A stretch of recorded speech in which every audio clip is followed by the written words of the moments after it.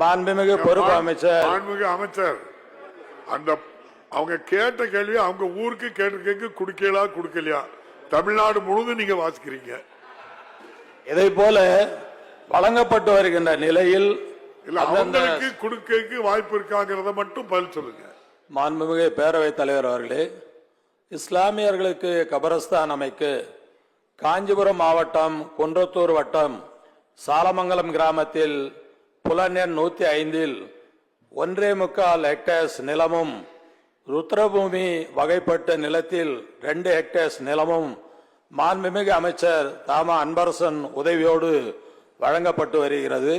புதுக்கோட்டை மாவட்டம் திருமயம் வட்டம் பெருங்குடி கிராமத்தில் புலன் எண் 9/1 1 ஹெக்டேர்ஸ் நிலமும் மாண்புமிகு அமைச்சர் அண்ணன் ரகுபதி அவர்களுடைய உதவியோடு வழங்கப்பட்டுள்ளது.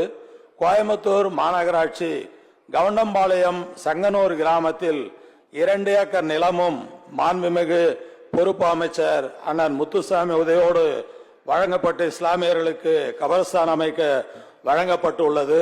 அதே போல கன்னியாகுமரி மாவட்டம் தக்கலை நகராட்சிக்குட்பட்ட பத்மநாபபுரம் கிராமம் புலன் எண் A5/14 உள்ள 40.77 சென்ட் நிலத்தில் கபரஸ்தான் அமைக்க நடவடிக்கை எடுக்கப்பட்டு மாண்புமிகு அமைச்சர் மனோ தங்கராஜ் உதவியோடு செயல்பட்டு வருகிறது.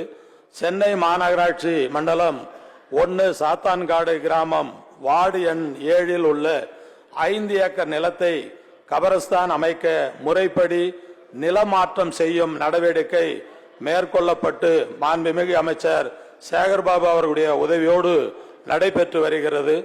இதை போல கிறிஸ்தவர்களுக்கு விழுப்புரம் மாவட்டம் மேல்மலையனூர் வட்டம் மேல்மலையனூர் கிராமத்தில் புலன் எண்கள் 319/5 ஆகிய நிலங்களில் 1.9 ஏக்கர் நிலம் வழங்கப்பட்டுள்ளது.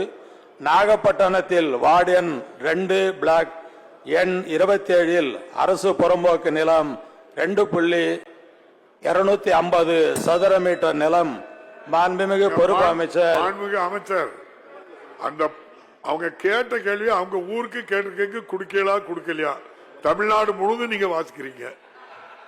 இதை போல வழங்கப்பட்டு வருகின்ற நிலையில் அவங்களுக்கு குடுக்க வாய்ப்பு இருக்காங்கிறத மட்டும் பதில் சொல்லுங்க.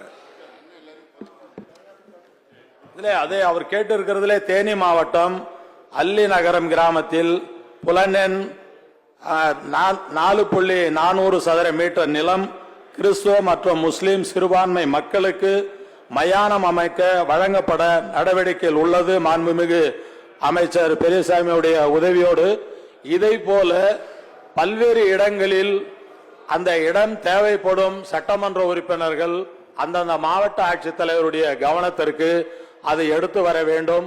தனியார் இடத்தை விலை பேசி வாங்குவதற்கும் அரசனுடைய பங்களிப்பு அளிக்க அரசாங்கம் முன்வர உள்ள நிலையில் இதை சரியான முறையில் நீங்கள் பயன்படுத்திக் கொள்ள வேண்டும் என்பதுதான் இந்த மாண்புமிகு உறுப்பினர் அவர்களுக்கு இதன் மூலமாக தெரிவித்துக் கொள்கிறேன்.